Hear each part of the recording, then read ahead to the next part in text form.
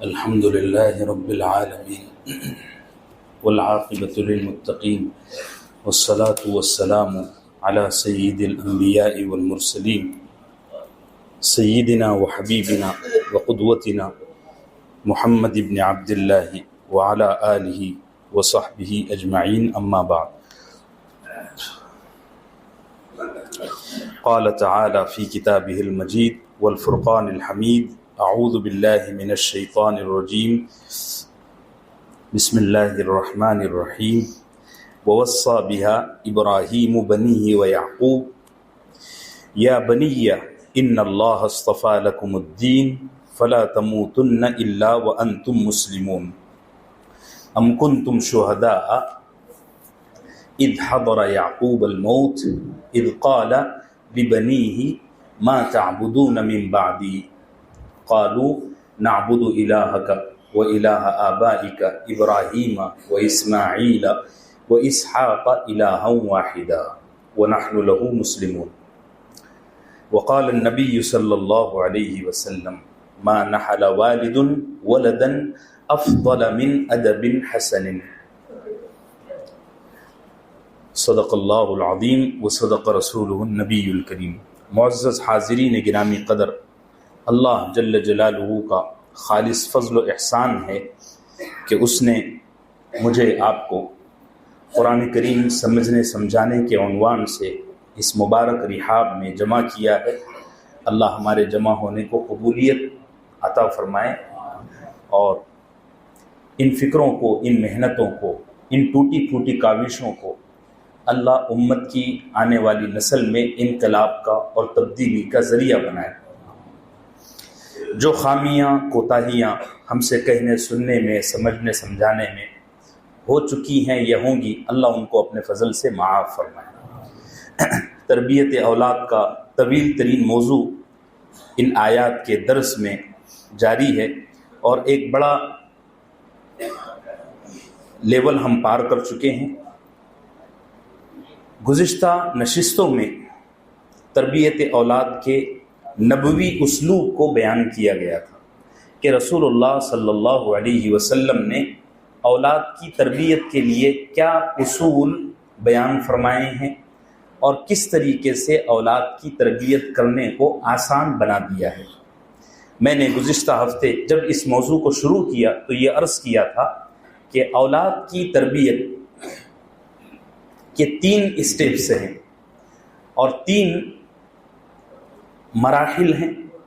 ہر level اور ہر step میں، ہر مرحلے میں سرکار دو عالم صلی اللہ علیہ وسلم نے اور بعض جگہ قرآن کریم نے کچھ خاص طریقے بیان فرمائے ہیں. ان مراحل کو، ان اسٹیپس کو اگر ہم سیرت نبوی علی صاحبہا الصلاۃ والسلام کی روشنی میں سمجھنا چاہیں تو میں نے عرض کیا تھا کہ یہ کل 3 لیول ہیں. 2 سال سے لے کر 10 سال تک کا بچہ، پھر 11ویں سال سے لے کر 16 سال تک کا بچہ، پھر 17ویں سال سے لے کر 25 سال تک کا نوجوان. اور میرا خیال ہے گزشتہ ہفتے میں نے 4-5 باتیں پہلے اسٹیپ کے لیے بیان کر دیا تھا کہ جب آپ کے گھر میں 2 سال سے لے کر 10 سال تک کا بچہ موجود ہے یا اور بھی بچے ہیں جو آپ کی تربیت میں ہیں، تو آپ کو ان کی تربیت کے لیے اپنے آپ کو کس رنگ میں ڈھالنا پڑے گا، اس حوالے سے میں نے آپ کے لیے کچھ باتیں بتایا تھا. مثال کے طور پر یہ عرض کیا تھا کہ آپ کو انتہائی نرم رویہ اختیار کرنا ہے، بہت زیادہ مہربان اور شفیق اور محبت کرنے والا آپ کو بننا ہوگا. اس کے بغیر تربیت نہیں ہو سکتی. خود سرکار دو عالم صلی اللہ علیہ وسلم کو اللہ جل جلالہ نے یہ کہا کہ اے نبی، آپ اپنے اصحاب کی تربیت میں نرم ہو جائیے، نرمی کو اختیار کیجیے. اگر آپ نے سختی کی تو آپ کی تمام فضیلتیں، آپ کی تمام رفعتیں، آپ کی تمام عظمتیں اپنی جگہ پر رہ جائے گی. یہ جو مجمع آپ کے پاس جڑا ہوا ہے یہ سارے کے سارے آپ سے پیٹ پھیر کر بھاگ جائیں گے. قرآن کہتا ہے فَبِمَا رَحْمَةٍ مِّنَ اللَّهِ لِنْتَ لَهُمْ، اے نبی آپ پر ضروری ہے کہ آپ اپنے اصحاب کی تربیت کے لیے نرمی کا رویہ اختیار کریں. اگر آپ نے سختی اختیار کی وَلَوْ كُنْتَ فَظًّا غَلِيظَ الْقَلْبِ، تو قرآن کہتا ہے لَنْ فَضُّوا مِنْ حَوْلِكَ، یہ جتنے جو صحابہ آپ کے ارد گرد نظر آ رہے ہیں نا، اگر آپ نے سختی اختیار کی تو سب بھاگ جائیں گے. تو اولاد کی تربیت کا پہلا اسلوب یہ ہے، اور پہلا اصول اور قانون یہ ہے کہ ہم اولاد کی تربیت کے لیے نرمی کا رویہ اختیار کریں. یہ سب سے بنیادی اصول ہے. دوسرا اصول میں نے یہ بتایا تھا کہ آپ کو بات بنانے کا ماہر ہونا چاہیے. ایک ہی بات ہے، لیکن اگر آپ اس کو سختی سے کہتے ہیں تو اس کے آپ کے بچے پر غلط اثرات مرتب ہوں گے اور فائدے کے بجائے نقصان زیادہ ہوگا. وہی بات ہے آپ بچے کو بجائے سختی کے نرمی سے محبت بھرے لہجے میں کہیں گے تو انشاءاللہ اس کی ذات پر بھی اس کا اثر پڑے گا اور آپ کے لیے بھی نفع بخش ہوگا. یہ دو باتیں میں نے عرض کی تھی. اور تیسری بات یہ بتایا تھا کہ بچوں کو سکھانے کا ایک طریقہ یہ ہے کہ پہلے ہم ان کو رسوا کر دیں اور پھر کوئی بات ان سے کہیں. قرآن و حدیث یہ کہتا ہے، اور سرکار دو عالم صلی اللہ علیہ وسلم کی سیرت طیبہ کی روشنی میں نے گزشتہ ہفتے عرض بھی کیا تھا کہ پیارے آقا کا طریقہ تربیت یہ تھا کہ رسول اللہ صلی اللہ علیہ وسلم پہلے جس کو سکھانا ہوتا اس کو بہت عزت دیتے، بہت عزت دیتے، اور پھر اس کے بعد اس کو کچھ بولتے. دیکھو یہ ایسا ہی ہے جیسے ڈاکٹر آپریشن کرنے سے پہلے بولو جگہ کو سن کر دیتا ہے، پھر وہ بڑے بڑے نشتر لگاتا ہے، خوب سوئے ڈالتا ہے. آپ جب آپریشن ہو رہا ہو نا تو کبھی وہاں ہم کھڑے بھی نہیں رہ سکتے. میں نے وہ ڈاکٹروں کا وہ منظر دیکھا ہے. ایک دو دفعہ اتفاق ہوا کہ کوئی ساتھی زخمی ہو گئے تھے تو ان کو ٹانکے لگانے تھے، تو ایک دفعہ تو ٹانکے اکھڑوانے تھے اور ایک دفعہ یہ تھا کہ ٹانکے لگوانے تھے.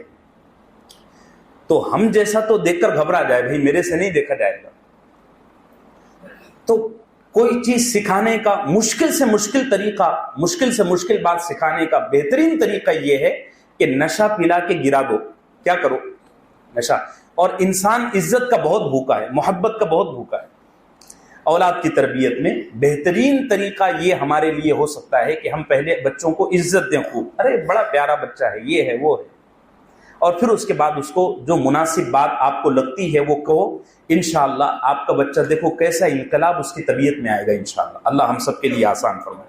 اور دوسری بات یہ ہے، چوتھا اصول جو میں نے عرض کیا تھا وہ یہ تھا کہ ایک تربیت کرنے والے باپ کو یا ایک تربیت کرنے والی ماں کو موقع شناس ہونا بہت ضروری ہے، جس کو ہمارے یہاں انگلش میں ٹائمنگ کہتے ہیں.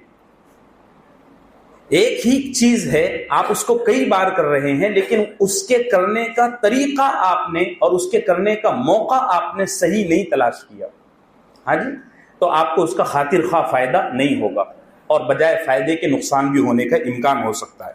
میں نے اس کے کچھ اوقات بھی آپ کو بتا دیے تھے. اور آخری بات یہ عرض کیا تھا کہ جو آدمی کسی کی تربیت کر رہا ہے اور سچے دل سے کر رہا ہے تو اس کے لیے ضروری ہے کہ وہ دعاؤں کا بھی اہتمام کرے. دیکھو دلوں کو بدلنے والی ذات صرف اور صرف کون ہے؟ اللہ کی ذات ہے. اللہ دلوں میں بات ڈالتے ہیں تو دل تبدیل ہوتے ہیں، دلوں کی حالت بدلتی ہے. ہمارے یہاں یہ مسئلہ ہے کہ ہم اولاد کے لیے کبھی دعا نہیں کرتے. بہت کم لوگ ایسے ہوتے ہیں جو اولاد کے لیے اللہ کے سامنے ہاتھ پسار پسار کے مانگتے ہیں، بہت کم ہوتے ہیں. جب بھی یہ محسوس ہو کہ ہماری اولاد ہماری نافرمانی کر رہی ہے یا دین سے ہٹ چکی ہے تو ضرور اللہ سے دعا کریں. دیکھو آپ کی اولاد میں تبدیلی آئے گی. ایسے کئی واقعات ہیں. پیر ذوالفقار نقشبندی دامت برکاتہم نے اپنی کتابوں میں ایسے واقعات ذکر کیے ہیں کہ اولاد گمراہی کے دلدل میں پھنسی ہوئی تھی، ماں باپ نے اللہ کے سامنے گڑ گڑا کر دعا کی تو اللہ نے آنن فانن ان کے دلوں کی کایا کو پلٹ دیا. آپ کتابوں میں پڑھ سکتے ہیں. پیر صاحب کی کتابیں جو پڑھتے ہوں گے ان کو اس کا اندازہ ہوگا. اسی طریقے سے پیر صاحب کے بیانات جو سنتے ہوں گے یوٹیوب وغیرہ پر ان کو بھی اس کا اندازہ ہوگا کہ انہوں نے ایسے کئی واقعات ذکر کیے ہیں اور آئے دن وہ بیان کرتے ہیں کہ والدین کی دعاؤں کا بچوں کی زندگی میں بہت بڑا اثر رہتا ہے. کتنے لوگ ایسے ہیں جو صرف اور صرف والدین کی دعاؤں کی وجہ سے بڑے بنے، ان کی ذات میں کوئی خوبی نہیں ہے لیکن ماں کی یا باپ کی دعا ان کو لگ گئی. اللہ نے ان کو ایسی جگہ پر بیٹھا دیا جس کے وہ کسی اعتبار سے لائق نہیں تھے. پھر ان سے پوچھا گیا آپ یہاں تک کیسے پہنچے؟ وہ کہتے ہیں والدین کی دعا سے.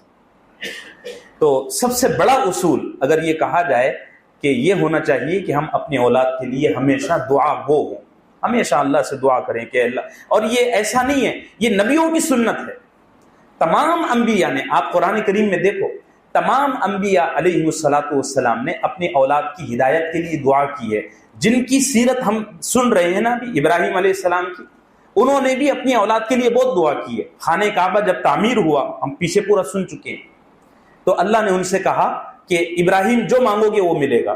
تو حضرت ابراہیم علیہ الصلاۃ والسلام نے سب سے پہلے اپنی اولاد کے لیے مانگا, اے اللہ میری اولاد کو تو نواز دے, ان میں ہدایت کا سلسلہ جاری رکھ, میری نسلوں کو سدھار دے. تو ہم کو یہ ضروری ہے کہ ہم اولاد کے لیے خاص طور سے دعاؤں کا اہتمام کریں. اور صحیح بخاری میں, مسلم شریف وغیرہ میں بھی یہ حدیث آپ کو مل جائے گی. کئی مواقع پر اللہ کے نبی صلی اللہ علیہ وسلم نے الگ الگ انداز میں امت کو یہ بات سمجھائی ہے کہ والدین کی دعا اولاد کے حق میں اور اولاد کی دعا والدین کے حق میں بہت قبول ہوتی ہے. اور سچی بات ہے, کوئی تکلف کی بات نہیں. ٹھیک ہے, یہ میں نے عرض کر دیا تھا 2 سال سے لے کر 10 سال تک کے بچے کے سلسلے میں. یعنی آپ کے گھر میں یا آپ کی تربیت میں کوئی 2 سال سے لے کر 10 سال تک کا بچہ ہے, تو اس کی تربیت کے لیے آپ کو خود اپنے آپ کو کس رنگ میں ڈھالنا ہوگا یہ عرض کر دیا تھا. اب آئیے 11 سال سے لے کر کے 16 سال تک کے بچوں کی عمر کی تربیت کے کیا اصول اور کیا طریقے اور کیا مفید باتیں سیرت دو عالم, سیرت سرکار دو عالم صلی اللہ علیہ وسلم سے ہمیں پتہ چلتی ہیں, ہم ان کو سمجھنے کی کوشش کریں گے. کن کے گھروں میں 11 سال سے لے کر 16 سال تک کے بچے ہیں؟ بڑی تعداد, اور ابھی لوگ اور آنے کے باقی. اچھا, ایک بہت اہم بات جو میں گزشتہ 2-3 ہفتوں سے کہنا چوک جا رہا ہوں, بھول جا رہا ہوں, وہ یہ ہے کہ یہ جو باتیں میں بتا رہا ہوں نا, یہ صرف والدین کے لیے نہیں ہے, بلکہ آپ کے محلے میں, آپ کے خاندان میں اس عمر کے بچے ہیں تو ان کے لیے آپ کو یہی رویہ اختیار کرنا ہے. یہ اصول صرف والدین کے لیے نہیں ہے. دیکھو, سرکار دو عالم صلی اللہ علیہ وسلم نے بچوں کی تربیت جو کی, تو آپ کے اپنے گھر میں تو چھوٹے بچے نہیں تھے. جتنے آپ کے چھوٹے بچے تھے لڑکے, وہ تو بچپن میں فوت ہو گئے. اور جو بیٹیاں تھیں ان کی تربیت کے لیے آپ نے جو اصول اختیار کیے, ان سے یہ ساری چیزیں ملتی ہیں. آپ نے بڑا حصہ تربیت کا حضرت سیدنا امام حسن, امام حسین, حضرت سیدنا انس ابن مالک, اور اسی طریقے سے عبداللہ ابن بسر رضی اللہ عنہم اجمعین, ان بچوں کے ذریعے ہم تک یہ باتیں پہنچی ہیں. تو اگر آپ دادا ہیں, ماما ہیں, چاچا ہیں, خالو ہیں, کوئی بھی رشتے میں, یا آپ کے محلے میں اگر بچے ہیں, تو آپ نے ان کی تربیت کے لیے بھی یہی اصول چلانے ہیں. یہ میں جنرل بات کر رہا ہوں, ایسا ضروری نہیں ہے کہ والدین ہی ان اصولوں کو اپنائیں. ہر ایک کے لیے یہی طریقہ کار ہے. بھئی بات واضح ہو رہی ہے, سمجھنا آسان ہو رہا ہے. اب دیکھیے 11ویں سال سے لے کر 16ویں سال تک یہ عمر بڑی اہم ہے, اور عمر کے اس حصے کو انگلش میں ٹین ایج کہتے ہیں. میرا خیال ہے ٹین ایج کی جو مدت شروع ہوتی ہے وہ 13 سال سے شروع ہوتی ہے, 18-19 سال تک, ایسا کچھ ہے, 19 سال تک نا. ہاں, لیکن ہم چونکہ ایک لیول لے کر چل رہے ہیں تو اس میں ٹین ایج کو بھی ہم شامل کر لیتے ہیں. ایک بات. دوسری بات یہ ہے کہ ماہرین نے اور ہمارے خود محدثین نے یہ بات بڑی وضاحت سے بیان کی ہے کہ آپ زندگی بھر کے لیے بچے کی ذات میں جتنا خیر ڈال سکتے ہیں اس عمر میں ڈال دو. دیکھو, پہلا جو اسٹیپ تھا 2 سال سے لے کر 10 سال تک کا, اس اسٹیپ میں آپ نے بچوں کو صرف اپنی طرف مائل کرنا تھا, محبت کے ذریعے, عزت دے کر, مختلف طریقوں سے. وہ جتنی باتیں میں نے بتایا تھا ان سب کا خلاصہ اور حاصل یہ تھا کہ یہ سب کر کے بچے آپ پر اب فدا ہو جائیں گے.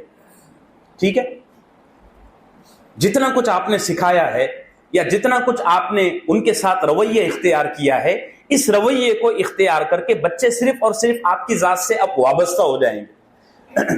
یہ 8 سال میں بچے کو یہ محسوس ہو جائے گا کہ اس آدمی سے بھلا اس پوری کائنات میں میرے لیے کوئی آدمی نہیں، اور یہ جو کہتا ہے میرے بھلے کے لیے کہتا ہے، یہ جس چیز سے مجھے روکتا ہے اس چیز سے رکنے میں ہی میرے لیے کامیابی ہے، یہ احساس اس کے دل میں پیدا ہو گیا۔ اب 11ویں سال سے 16ویں سال تک کی عمر میں تمام محدثین کا اور ہمارے بزرگوں کا اتفاق ہے، اور انہوں نے سیرت طیبہ سے اس چیز کو بڑے ہی اچھوتے انداز میں ثابت کیا ہے۔ میں کبھی کسی اور موقع پر درس حدیث میں بھی اس موضوع کو کھولوں گا۔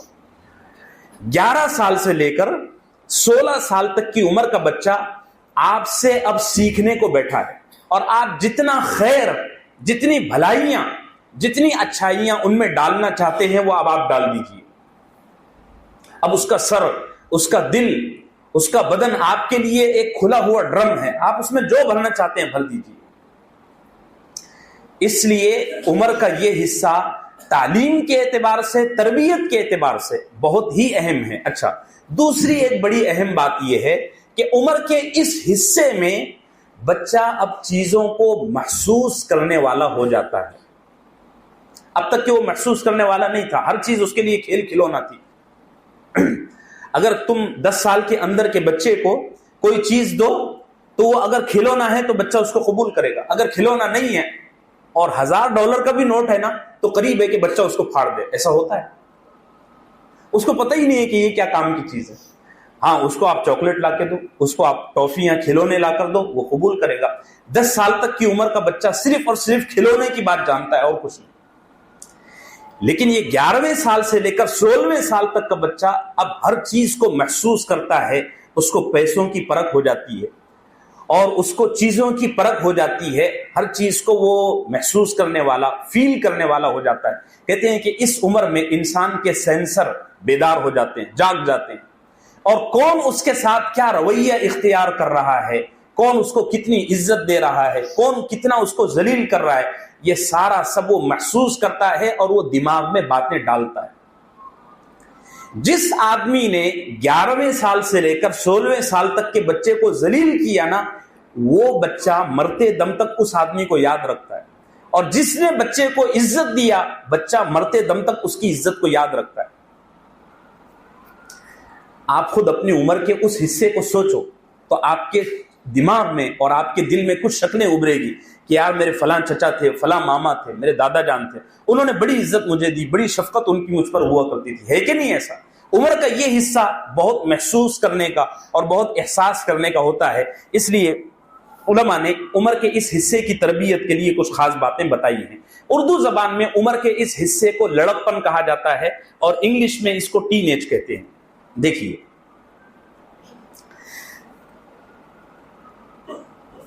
جب بچہ اس عمر میں پہنچ جائے نا تو والد محترم کی اور بلکہ پورے والدین کی یہ بہت بڑی ذمہ داری ہے کہ بچے کو اس عمر میں یہ احساس دلائیں کہ آپ کے والدین دین پر سختی سے عمل کرنے والے ہیں۔ بھئی بات سمجھ رہے ہیں؟ اور دین کے چھوٹے سے اصول کو، چھوٹے سے قانون کو توڑنا بھی والدین کو برداشت نہیں ہے۔ میں کیا کہہ رہا ہوں آپ کے لیے سمجھنا آسان ہو رہا ہے؟ میں دھیرے دھیرے اسی لیے کہہ رہا ہوں کہ آپ کے ذہن میں ہر بات بیٹھ جائے۔ اگر آپ نے اس عمر کے بچے کے سامنے ذرا سی بے حیائی یا دین پر ذرا سا مداہنت اور ڈھیلا پن دکھایا نا تو یقین جانیے ساری زندگی آپ کے بچے میں دینداری والا مزاج پیدا نہیں ہوگا، ایکٹنگ آ جائے گی۔ وہ کہتے ہیں نا، اداکاری الگ چیز ہے اور ادا الگ چیز ہے۔ ادا پر اللہ کے سارے وعدے ہیں اور اداکاری پر اللہ کا، اس کو تو منافقت کہا جاتا ہے۔ میرے عزیزو بات سمجھے، اگر آپ نے اپنے بچے کو دینداری کے رنگ میں ڈھالنا ہے تو اس عمر کے بچے کے سامنے آپ کو خود یہ کر کے دکھانا ہوگا کہ میرا باپ دین کے کسی معاملے میں کمپرومائز نہیں کرتا، اور یہ آپ کو اس کو بولنا نہیں ہے کہ چل اٹھ جا نماز کو، چل یہ کر، چل وہ کر۔ حالانکہ وہ بھی میں آگے آپ کو سمجھاؤں گا۔ سرکار دو عالم صلی اللہ علیہ وسلم نے فرمایا 10 سال کے بچے کو نماز چھوڑنے پر مارو، 3 ڈنڈے مارنے کی اجازت ہے، کان کھینچنے کی بھی اجازت ہے۔ وہ آگے میں مستقل موضوع آ رہا ہے تو اس پر بات کروں گا۔ لیکن یہ کہنے سے پہلے آپ کو خود سختی سے عمل کر کے دکھانا ہوگا. اب دیکھو میں اس کو حضرت سیدنا ابراہیم علیہ الصلوۃ والسلام کی حیات طیبہ سے جوڑتا ہوں. قرآن کہتا ہے فلما بلغ معه السعی، ابراہیم کا بیٹا اسماعیل جب دوڑنے لگا، ٹین ایج میں آ گئے حضرت اسماعیل، وہی 11 سے لے کر 16 کی عمر، علماء نے اسی کو بیان کیا، راجح قول وہی ہے. تو اب ابراہیم علیہ السلام نے اپنے بیٹے سے کہا یا بنی انی ارا فی المنام، بچے میں خواب میں دیکھا کہ میں تجھے ذبح کر رہا ہوں. ٹھیک ہے.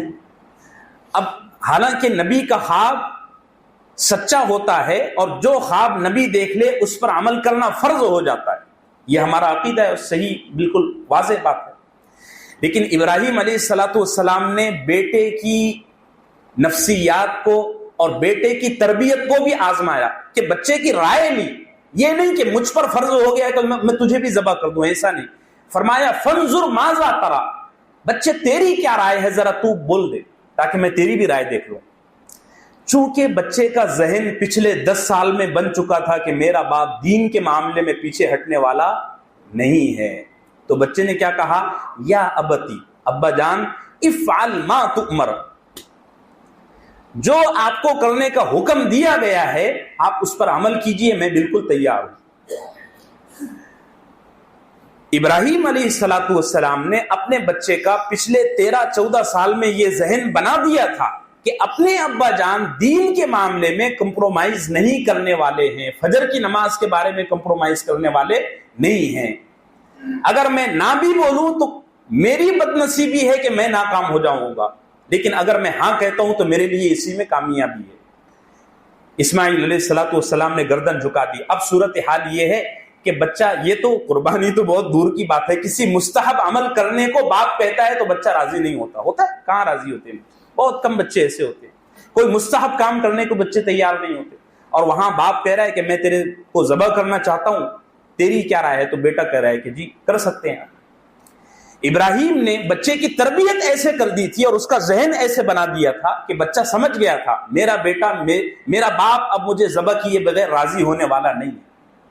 علماء نے یہاں بڑی تفصیل سے اس کو لکھا ہے. میں تو ایک واقعہ نقل کر کے آگے بڑھ رہا ہوں کہ اگر آپ نے اس عمر میں بچے کی ذہن سازی کر دی نا، کس بات کی ذہن سازی ذرا آپ بولیے، بولو کہ میرا باپ دین پر سختی سے عمل کرنے والا آدمی ہے، میرے باپ کو یہ برداشت نہیں ہے کہ میں دین کے کسی معاملے میں کوتاہی اختیار کروں. پھر آپ دیکھیے اگر آپ کے بچے کا یہ ذہن بن گیا تو آپ کا بچہ ایسا ہو جائے گا، مثال کہتے ہوئے اچھی نہیں لگتی لیکن وفاداری میں کتا ایک مثال ہے. جیسے کتے سے کہو چھو تو بھاگتا ہے، تربیت یافتہ کتا، ایسا آپ کا بچہ ہو جائے گا، وفاداری میں اس لیول کو پہنچ جائے گا. اللہ ہم سب کی اولاد کو ایسا بنا دے. لیکن یہ کب ہوگا میرے عزیزو؟ جب آپ نے اس کا ذہن بنایا ہوگا. اگر ذہن نہیں بنا، اس کو معلوم ہے میرا باپ کچھ نہیں بولنے والا ہے، تو آپ اگر نوافل میں کوتاہی کریں گے تو آپ کا بچہ فرائض کو چھوڑنے والا ہو جائے گا. اور آج ہمارے معاشرے کا یہی حال ہے، ہم نے فرائض میں کوتاہی کی تو ہماری اولاد ایمان سے ہاتھ دھو رہی ہے. 8 لاکھ بچے مرتد ہو گئے نا، اب اور کیا چاہیے؟ اب ہم کس چیز کا انتظار کر رہے ہیں؟ اور آئے دن یہ واقعات ہو رہے ہیں. میرے عزیزو بہت زیادہ مسئلے کو گمبھیرتا سے لینے کی ضرورت ہے، کیونکہ اولاد کا ذہن یہ بن چکا ہے کہ ہمارے ماں باپ دین کے معاملے میں بڑے ڈھیلے ہیں. اور یاد رکھو میں نے 2018 میں جب اعوذ باللہ من الشیطان الرجیم کی تفسیر آپ کے سامنے عرض کیا تھا، وہاں یہ بات بتایا تھا کہ شیطان یک لخت ایک لمحے میں ایمان پر حملہ نہیں کرتا، وہ دھیرے دھیرے آگے بڑھتا ہے. پہلے ایک نسل ایسی اس انداز میں پہلی نسل کو بہکاتا ہے کہ وہ مستحب اعمال چھوڑتی ہے، پھر دوسری نسل کو اس انداز میں بہکاتا ہے کہ واجبات پر آتی ہے، پھر تیسری نسل کو اس انداز میں بہکاتا ہے کہ فرض سے غافل ہو جاتی ہے. جب یہ 3 نسلیں اسٹیپ بائی اسٹیپ اعمال سے غفلت برت رہی ہے تو پھر وہ ایسی نسل بناتا ہے اور آنے والی نسل پر ایسی محنت کرتا ہے کہ وہ ایمان سے خود بخود ہاتھ دھو بیٹھتی ہے. اور ہمارے سامنے یہ ہو رہا ہے. اور یاد رکھو شیطان نے اب تک جو کیا وہ بہت ڈھیلم ڈھالی کیا، مطلب اس نے بہت اسٹیپ سے کام کیا. اب وہ جو کرے گا نا تو ہمارے سامنے جو ہوگا وہ بڑا خوفناک ہوگا. ہمارے گھر کے گھر مرتد ہوں گے. اللہ ہم سب کو اس وبا سے محفوظ رکھے. بہت بڑے لیول پر محنت کرنے کی ضرورت ہے اور ہر فرد تیار ہو جائے اس کے لیے. میرے عزیزو بات سمجھ رہے ہیں؟ تو آپ کے گھر میں اگر 11 سال سے لے کر 16 سال تک کے بچے ہیں تو آپ کو ان کا یہ ذہن بنانا ہے کہ ہمارے والدین دین کے معاملے میں پیچھے ہٹنے والے نہیں ہیں، ہماری ذرا سی بے دینی کو، ذرا سی بدعملی کو ہمارے والدین برداشت کرنے والے نہیں ہیں، یہ آپ نے ان کا ذہن بنانا ہے۔ اب دیکھیے عمر کے اس حصے میں انسان کا مزاج ہوتا ہے، کیا پیاری شریعت ہے۔ مجھے بڑا افسوس اس بات کا ہے کہ ہم نے اپنے دین سے کوئی چیز لی ہی نہیں۔ دیکھو اتنی پیاری باتیں سرکار دو عالم صلی اللہ علیہ وسلم کی زندگی سے ہمارے سامنے آتی ہیں۔ یہ جو عمر کا حصہ ہے نا، اس عمر کے حصے میں ہر انسان کا بچہ، ہر نوجوان، ہر بچہ یہ چاہتا ہے کہ مجھے کوئی پیچھے سے پش کرے۔ انگلش میں آپ اس کو کہتے ہیں موٹیویٹ کرنا، موٹیویٹ ہی کہتے ہیں نا، ابھارنا، برانگیختہ کرنا۔ سرکار دو عالم صلی اللہ علیہ وسلم کی سیرت طیبہ سے واقعات ملتے ہیں کہ اللہ کے نبی صلی اللہ علیہ وسلم نے عمر کے اس حصے میں بچوں کو بہت موٹیویٹ کیا۔ جو بچہ اس عمر کا آپ کی خدمت میں آتا، آپ اس کے سامنے ایسے الفاظ بولتے کہ بچے کو ہمت آتی، بچے کا کرنے کا جذبہ بڑھتا۔ بہت سارے ماں باپ ایسے ہوتے ہیں کہ جو پہلے تو بچوں پر اپنی مرضیات کو تھوپتے ہیں، پھر اگر بچے ان کی مرضی پر عمل نہیں کرتے تو والدین ان کے سامنے ایسی باتیں بول دیتے ہیں جس کی وجہ سے وہ بچہ ذہنی طور پر مفلوج ہو جاتا ہے، اس کا دماغ پیرالائزڈ ہو جاتا ہے۔ سرکار دو عالم صلی اللہ علیہ وسلم کی سیرت طیبہ اور آپ کا مصنون طریقہ یہ ہے کہ عمر کے اس حصے میں اپنے بچوں کو زیادہ سے زیادہ موٹیویٹ کریں۔ دیکھو حضرت سیدنا حسن ابن علی رضی اللہ عنہ جو رشتے کے اعتبار سے تو رسول اللہ صلی اللہ علیہ وسلم کے نواسے ہیں، لیکن کہنے کو نواسے ہیں، احادیث سے جو بات ملتی ہے وہ یہ ہے کہ سرکار دو عالم صلی اللہ علیہ وسلم کی یہ بیٹے ہیں، اور آپ نے فرمایا کہ میری نسل حسن اور حسین کے راستے سے چلے گی۔ پوری امت کی، پورے انسانوں کی نسل چلتی ہے مردوں کے راستے سے، دادا، باپ، پھر بیٹا، ٹھیک ہے، لیکن سرکار دو عالم صلی اللہ علیہ وسلم کی جو نسل چلی ہے وہ بیٹی سے چلی ہے، حضرت سیدنا علی اور حضرت سیدہ فاطمہ رضی اللہ عنہما سے۔ حضرات حسنین کی تربیت میں اللہ کے نبی صلی اللہ علیہ وسلم کی یہ بات بالکل واضح ہے کہ یہ دونوں بیٹے جب سرکار کے اس عمر میں پہنچے نا تو اللہ کے نبی صلی اللہ علیہ وسلم نے ان دونوں بچوں کو بہت موٹیویٹ کیا، جیسے گود میں اٹھا لیتے، پاس بیٹھاتے۔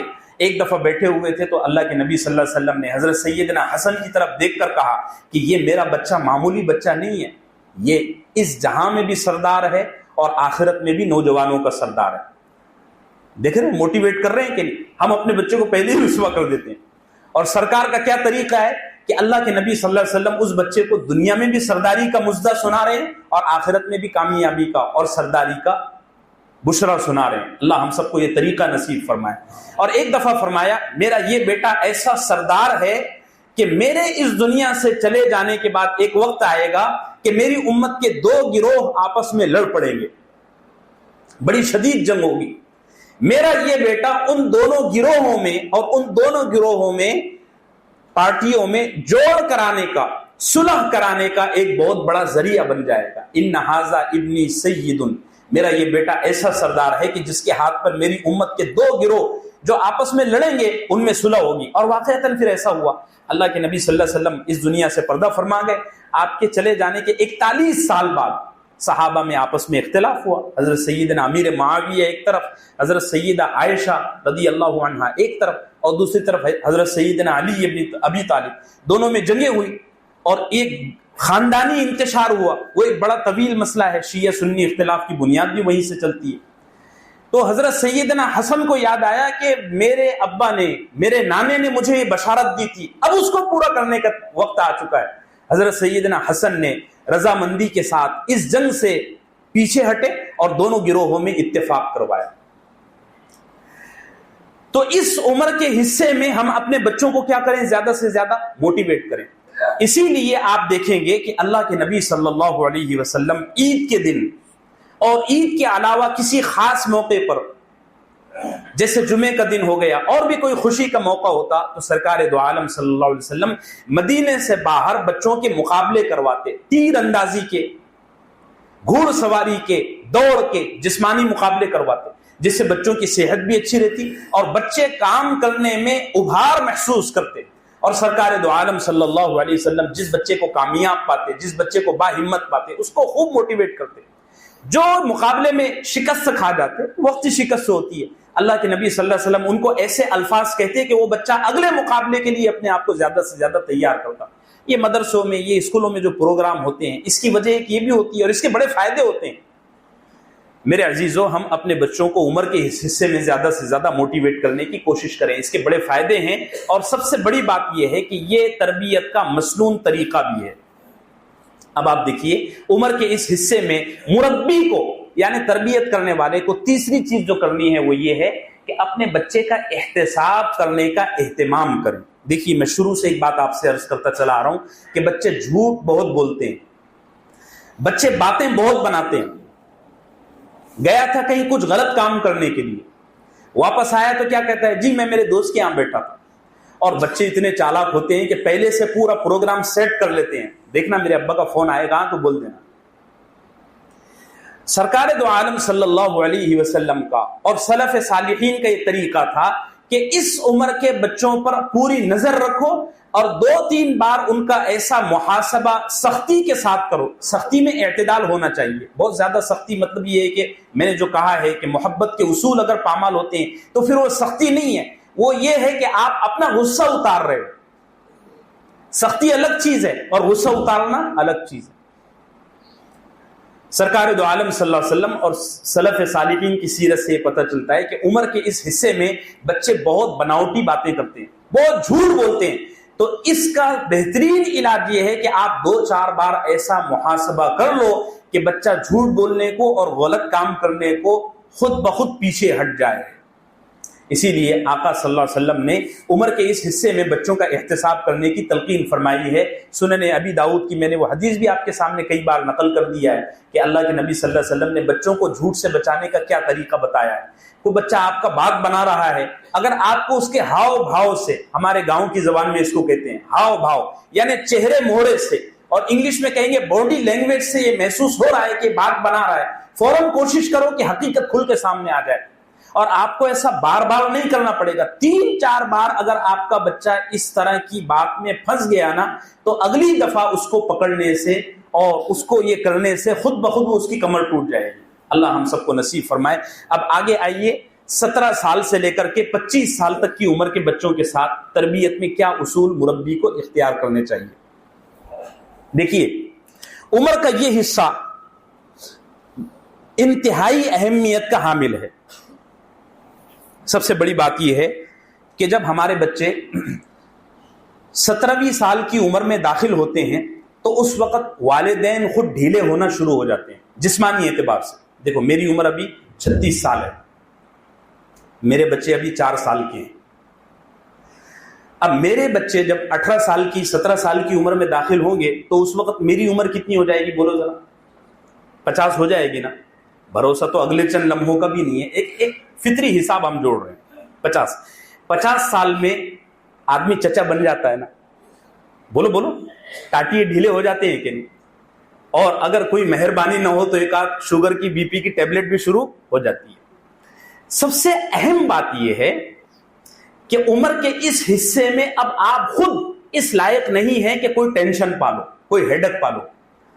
اگر آپ عمر کے اس حصے میں کوئی ٹینشن, بوجھ اور ڈپریشن پالیں گے تو بچے کی تربیت ہونا نہ ہونا ایک الگ مسئلہ ہے. آپ بیماریوں کے شکار ہو جائیں گے, آپ کی راتوں کی نیند اڑ جائے گی, آپ کا دنوں کا چین برباد ہو جائے گا. اس لیے میں قربان جاؤں شریعت مطہرہ پر, رسول اللہ صلی اللہ علیہ وسلم نے کیا طریقہ بتایا ہے. اچھا, دوسری بات یہ ہے کہ اب جو سامنے آپ کے بچے بیٹھے ہوئے ہیں نا, آپ کی تربیت میں جو بچے بیٹھے ہوئے ہیں, یہ بچے اب حکم سننے کو بالکل برداشت نہیں کرتے. یاد رکھو, جو ماں باپ اپنے اس عمر کے بچوں کو حکم دیتے ہیں, قانون بتاتے ہیں, ضابطے بتاتے ہیں, بچے ان کے پیٹھ پیچھے بیٹھ کر یہی کہتے ہیں کہ میرا باپ ہٹلر ہے. میں 20 واقعات کی روشنی میں آپ کو یہ بات بول رہا ہوں. جو ماں باپ اپنے نوجوان بچوں کو سخت احکامات, سخت قوانین, ضابطے اور یہ بتا رہے ہوتے ہیں، ان کے بچے ان کے پیٹھ پیچھے اپنے دوستوں میں بیٹھ کر یہ کہتے ہیں کہ میرا باپ بہت یار پکاؤ ہے، بہت کھڑوس ہے، بہت ہٹلر ہے، بہت تانا شاہ ہے، جب دیکھو جب رول جھاڑتے رہتا ہے۔ آقا صلی اللہ علیہ وسلم کی تربیت کا طریقہ یہ تھا کہ سرکار دو عالم صلی اللہ علیہ وسلم نے عمر کے اس حصے میں بچے کی تربیت کے لیے جو ضابطہ اور جو قانون بتایا ہے وہ یہ ہے کہ اس عمر کے بچے سے دوستی کر لو۔ آپ کی طبیعت مچل نہیں رہی ہے؟ اچھا، جو آپ کے سامنے بچہ اس وقت بیٹھا ہوا ہے وہ بچہ دوستی کے سوا کوئی لینگویج قبول کرنے کو تیار نہیں ہے۔ مغربی ملکوں میں، آپ پورے یورپ میں چلے جاؤ، انہوں نے عمر کے اس حصے کے بچے کو تعلیم سے قریب کرنے کے لیے پوری کالجوں کا سسٹم بدل دیا ہے۔ وہ کہتے ہیں پوری کی پوری کالج ہم فرینڈ شپ میں اور فرینڈ کلب میں تبدیل کر دیتے ہیں۔ یہ گرل فرینڈ بائی فرینڈ، یہ چکر کیا ہے؟ ان کا طریقہ غلط ہے، لیکن انہوں نے فرینڈ شپ کے سانچے میں ایسا ڈھال دیا ہے۔ یہی وجہ ہے کہ ہمارے بر صغیر میں تعلیم اتنی کمزور ہے، حالانکہ پڑھانے والے بھی اچھے ہیں، سرمایہ بھی خوب خرچ ہو رہا ہے، ماں باپ اتنا پیسہ بھر رہے ہیں۔ مسئلہ کیا ہے؟ کالج میں اور اسکول میں بیٹھے ہوئے جو ٹیچر ہیں وہ انتہائی کھڑوس ہیں۔ آپ مغربی ملکوں میں چلے جاؤ، جب استاد کلاس روم سے باہر نکلتا ہے نا تو ایسا لگتا نہیں ہے یہ استاد ہے، وہ سڑک پر بیٹھ کر بچوں کے ساتھ چائے پی رہا ہوتا ہے، وڑے پاؤ کھا رہا ہوتا ہے۔ وہاں وڑے پاؤ ملتے ہیں نہیں، وہ جہاں وہاں جو بھی ملتا ہو، انہوں نے پوری کالج کو، پورے سسٹم کو فرینڈ کلب میں اور فرینڈ شپ میں تبدیل کیا ہوا ہے۔ تو استاد اور بچہ، اس عمر کا بچہ برابری کے لیول پر ہی کوئی بات سننا پسند کرے گا۔ میرے عزیزو، بات سمجھ رہے ہو؟ اگر آپ اس عمر کے بچے کو حکم دیں گے اور اس کو ڈانٹیں گے، اس کو ذلیل کریں گے، اس کی پکڑ دھکڑ کریں گے، اس کو رسوا کریں گے، تو یہ بچہ تھوڑے دنوں کے بعد آپ کے خلاف بغاوت کر دے گا، اور یہ ہو رہا ہے۔ حزین الامت مولانا طارق جمیل صاحب، اللہ ان کا سایہ دراز فرمائے، صحت اور سلامتی نصیب فرمائے، ذرا زور سے آمین کہو یار۔ بہت بڑا آدمی، اس امت کے لیے بڑی کنٹریبیوشن ان کی۔ ان کا بچہ جب جوان ہوا نا تو ہمارے یہاں والدین مطلب بہت بے انتہا ظلم کے پہاڑ توڑ دیتے ہیں اپنی اولاد کا۔ بچہ جب جوان ہوا نا، ان کا بچہ خود کہتا ہے، مولانا یوسف صاحب، وہ کہتے ہیں کہ میرے والد صاحب نے مجھے ایک دن بلا کر کہا، بیٹا دیکھو تمہاری عمر شادی کی ہو چکی ہے، کوئی لڑکی پسند آ جائے تو بول دینا، کوئی کر سکتا ہے؟ ہمارے یہاں تو یعنی ایک چیز ہم پسند کی دلاتے ہیں۔ عید پر کپڑے بچوں کو دلاتے ہیں تو پسند کے دلاتے ہیں، جوتے چپل دلاتے ہیں پسند کے دلاتے ہیں، لیکن جب شادی کا معاملہ آتا ہے تو بچوں کو کہتے ہیں خبردار پیچھے ہٹ جاؤ، یہاں صرف ہم اپنی چلائیں گے۔ اسی لیے میں اکثر یہ بات کہتا ہوں، ہمارے یہاں بر صغیر میں شادیاں میاں بیوی کی نہیں ہوتی، دو خاندانوں کی ہوتی، اور پھر ساری زندگی بچہ وہ اس عورت کو اور وہ عورت اس شوہر کو بس بوجھ اٹھا رہے ہوتے ہیں۔ کون کس سے محبت کرتا ہے؟ اللہ ہم سب کو نصیب فرمائے میرے عزیزو۔ بڑی درد بھری یہ داستان ہے۔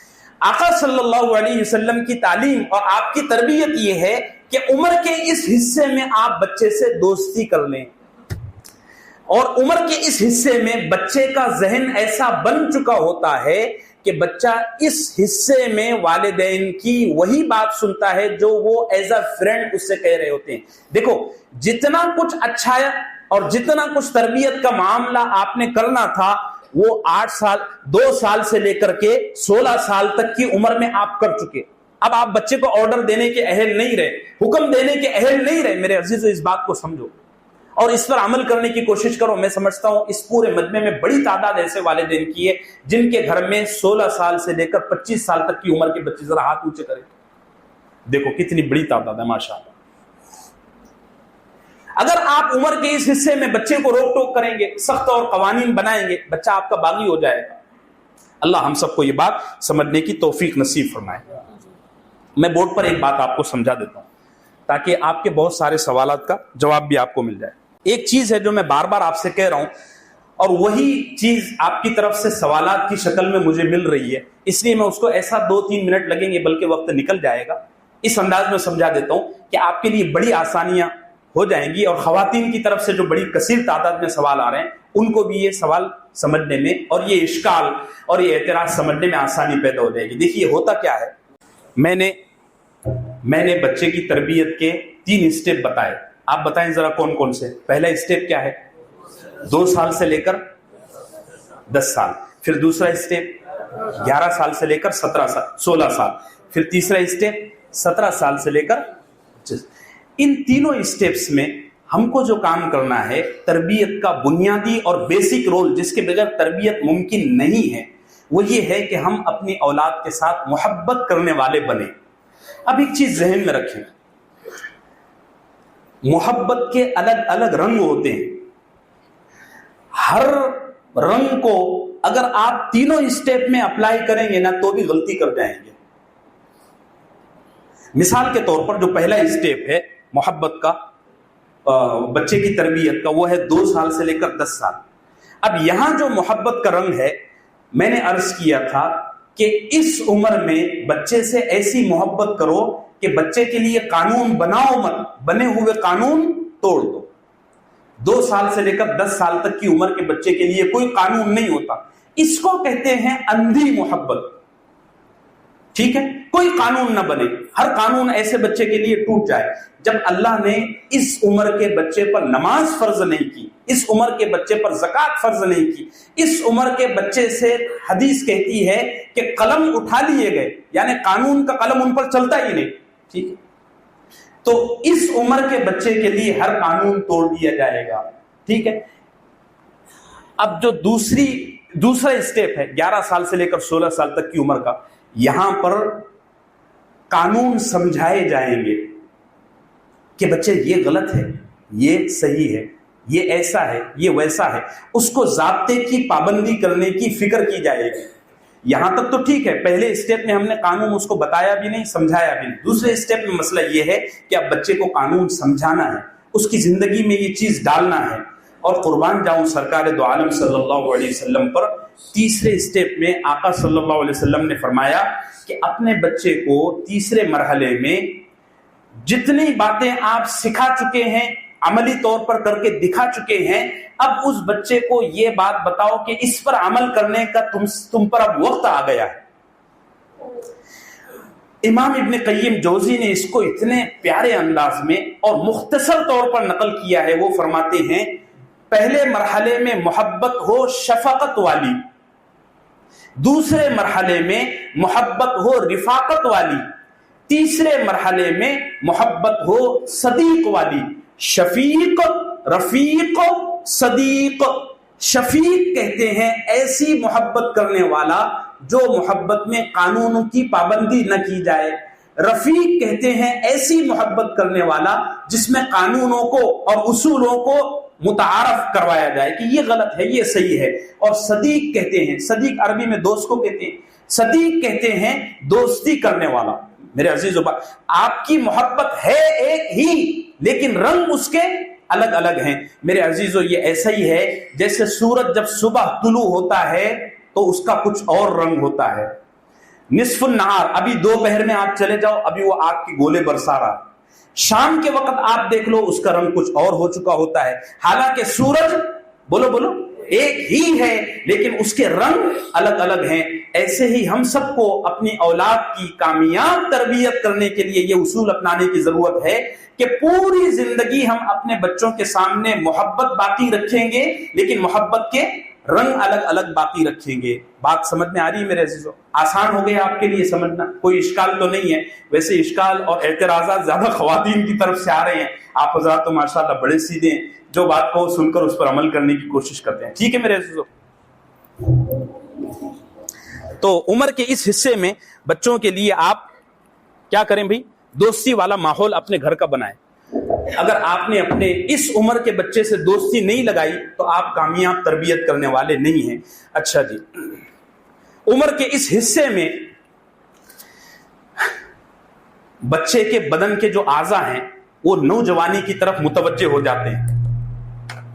بات سمجھ رہے ہیں؟ اور اس عمر میں آدمی کا فطری طور پر گناہوں کی طرف چلا جانا ممکن ہے اور ہو سکتا ہے وہ کوئی گناہ بھی کر بیٹھے.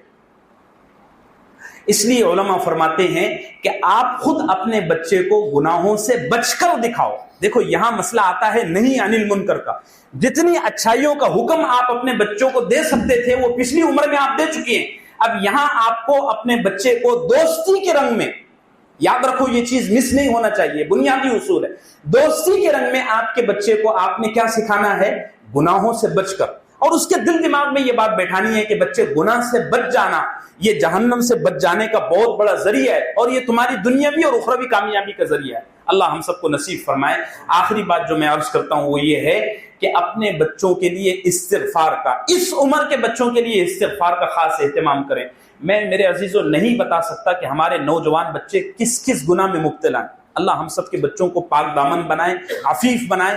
بڑی عجیب عجیب شکایتیں آتی ہیں، بڑے عجیب عجیب حوادث بھی سامنے ہیں، بچے اپنے نوجوانیاں ضائع کر رہے ہوتے ہیں، والدین کو اس کی کوئی فکر اور کوئی توجہ نہیں ہوتی ہے۔ اس لیے آپ سے گزارش ہے کہ عمر کے اس حصے کے بچوں کے لیے زیادہ سے زیادہ استغفار کریں۔ حضرت سیدنا یعقوب علیہ الصلوۃ والسلام نے اپنے بچوں سے کہا تھا سوف استغفر لکم ربی، او بچوں میں تمہارے لیے اپنے پروردگار سے استغفار کا اہتمام کروں گا۔